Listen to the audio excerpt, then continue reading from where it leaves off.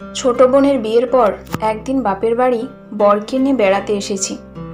আসলে ঠিক বেড়াতে নয়, বাবা ফোন করে জানালেন যে তোমাদের সকলকে নিয়ে আজ একটা পারিবারিক মিটিং করব, সুতরাং তোমরা সবাই সময় মতো চলে এসো।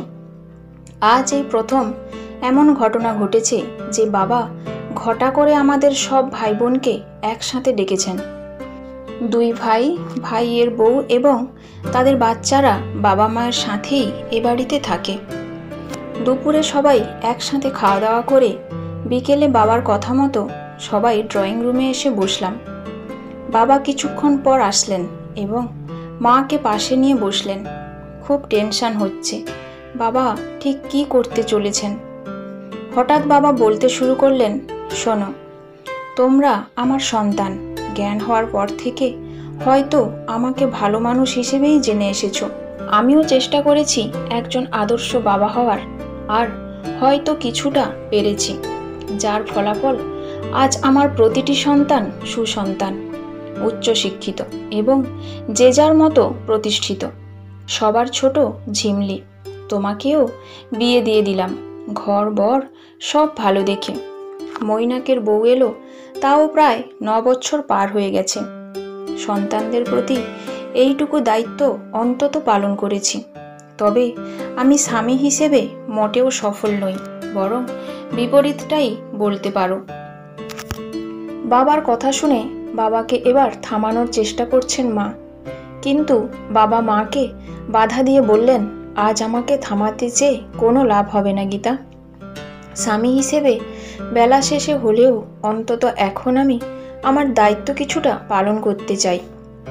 আমি আমার সন্তানদের কাছে নিজের অন্যায় স্বীকার করতে চাই। আমরা ঠিক বুঝতে পারছি না বাবা ঠিক কী বলতে চাইছেন। আমরা বারে বারে সবাই একে অপরের মুখের দিকে চাইছি আর ভাবছি এবার কি হবে। বাবা আবারও বলতে শুরু করলেন, আমি ছিলাম ভাই বোনের মধ্যে তৃতীয়, আর লেখাপড়াই ভালো।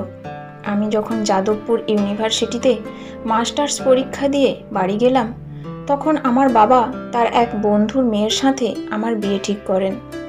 আমার নিজের যদিও কোনো পছন্দ ছিল না, কিন্তু মনে মনে ভাবতাম আমি যাকে বিয়ে করব সে খুব সুন্দরী হবে আর গায়ের রংটা ফর্সা হতেই হবে। কিন্তু মেয়ে দেখতে গিয়ে দেখলাম মেয়েটা মোটেও ফর্সা নয়, বরং তার উল্টো। আমার মনটা ভীষণ খারাপ হয়ে যায় আর প্রচণ্ড রাগ হয় আমার বাবার প্রতি। কিন্তু বাবা অত্যন্ত রাগী ছিলেন, তাই খুব ভয় পেতাম বাবাকে, আর সেই ভয়ে শেষ পর্যন্ত কিছু বলতে পারিনি। 1 সপ্তাহ বাদে আমাদের বিয়ে হয়ে যায়। তবে বিয়ে হলেও আমি সেই স্ত্রীকে মন থেকে মেনে নিতে পারিনি। সে বিভিন্নভাবে আমাকে খুশি করার চেষ্টা করত, কিন্তু আমি তাকে আমার সামনে দেখলেই বিরক্ত হতাম। অবশেষে আবার কলকাতায় ফিরে এলাম আর একটা সরকারি চাকরিতে জয়েন করলাম। ভুল করেও স্ত্রীর কথা মনে হতো না আমার। আর এবার যেটা বলবো সেটা চরম লজ্জার, তবুও আমি বলবো। নিজের পাপ স্বীকার আমি নিজের সন্তানদের কাছেও করব। এই বলে বাবা আবার বলা শুরু করলো, চাকরি পাওয়ার 6 মাসের মধ্যে কলকাতায় আমি যে বাড়িতে ভাড়া থাকি সেই বাড়ির মেয়েকে ভালো লাগতে শুরু করে, কারণ সেই মেয়ে খুব সুন্দরী। আমি এই 6 মাসে একবারও গ্রামে যাইনি। সেই মেয়ের সাথে প্রায় প্রতিদিন বাড়ির ছাদে কথা হতো, এমনকি মনে মনে ভেবেও ফেলি কাউকে না জানিয়ে সেই মেয়েকে বিয়ে করে নেব। কিন্তু হঠাৎ একদিন শুনি সেই মেয়ের হাজব্যান্ড বিদেশ থেকে এসেছেন, অথচ ওই মেয়ে এতদিন আমাকে একবারও বলেনি যে সে বিবাহিতা। প্রচণ্ড মানসিক কষ্ট নিয়ে গ্রামে ফিরলাম, কিন্তু নিজ স্ত্রীকে কোনো রকম সম্মান তো দিইনি, বরং সামনে এলে মাঝে মাঝে দূর দূর করতাম, আর সেই সুযোগটা আমার মা, বাড়ির অন্য বউরা নিত। বাড়ির দাদু দিদা সহ 12-13 জনের কাঠের উনুনে রান্না, সাথে বাড়ির যাবতীয় কাজ সব গীতাকে দিয়েই করানো হতো। আমি 2-1 বার আর চোখে খেয়াল করতাম ওর হাতে ফোস্কা পড়ে থাকতো, পাটায় মশলা পেশার কারণে।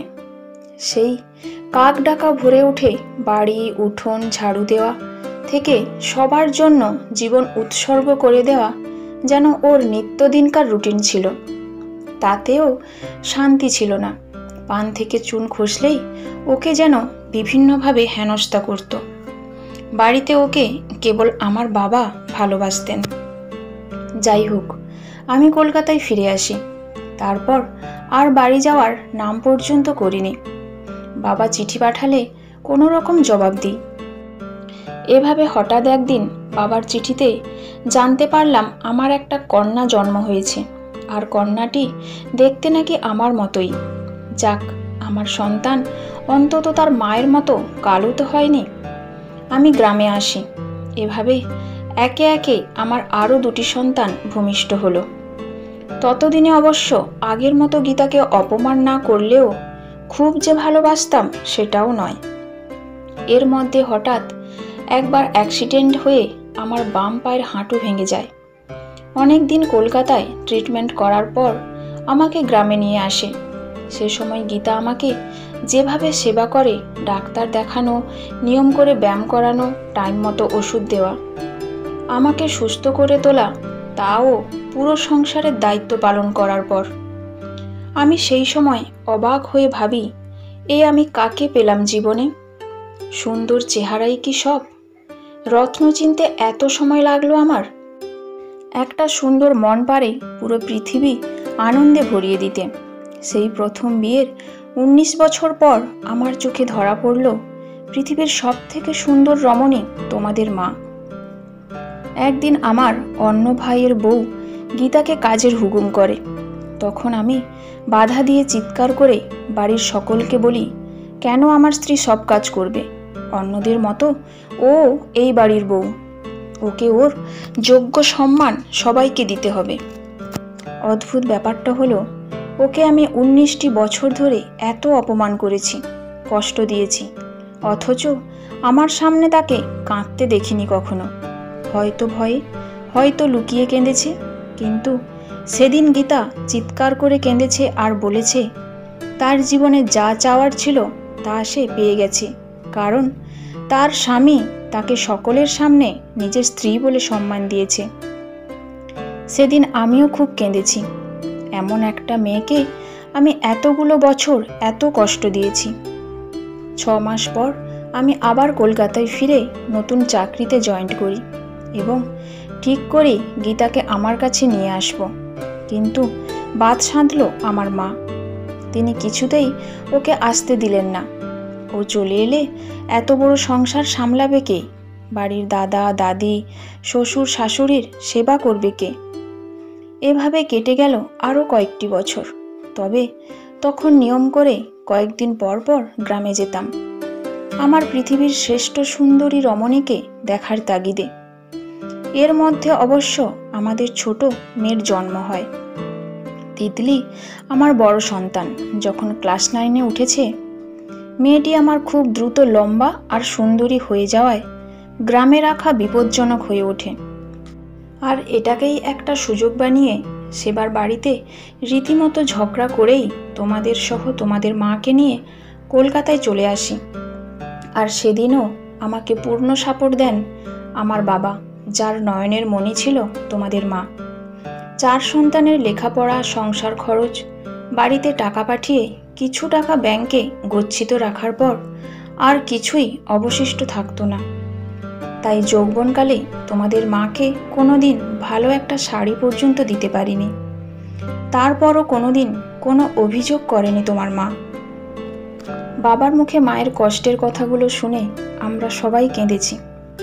এত বছরে একটি বারের জন্যও মা কোনোদিন এসব কথা আমাদের বলেননি। বাবা আবার বলা শুরু করলেন, বড় বৌমা, ছোট বৌমা, আমি তোমাদের দোষ দিচ্ছি না।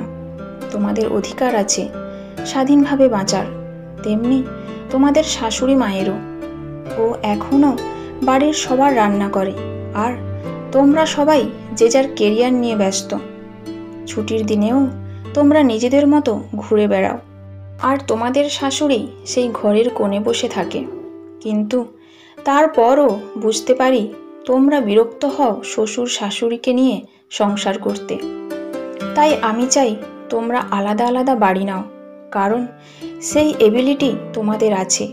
আর সেটার চাইতেও বড় কথা, এই বয়সে এসে আবার গীতাকে তোমাদের হুকুম মানতে হবে, সেটা তো আমি মেনে নেব না কিছুতেই।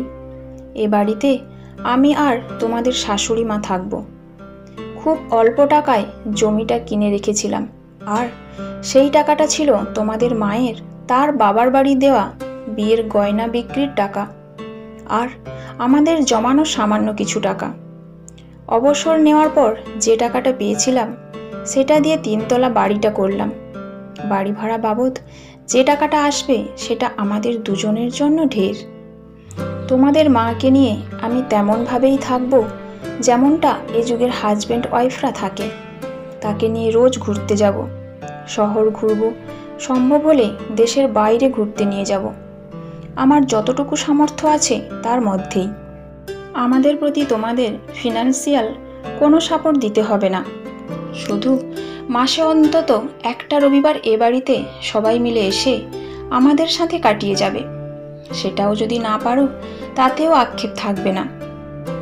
ভেবে নেব আমার সন্তানরা বিদেশে থাকে, তাই চাইলেই দেখা করা সম্ভব নয়। আমি এখন থেকে ঘরের কোনো কাজ গীতাকে করতে দেব না। কাজের মেয়ে থাকবে, সেই সব কাজ করবে।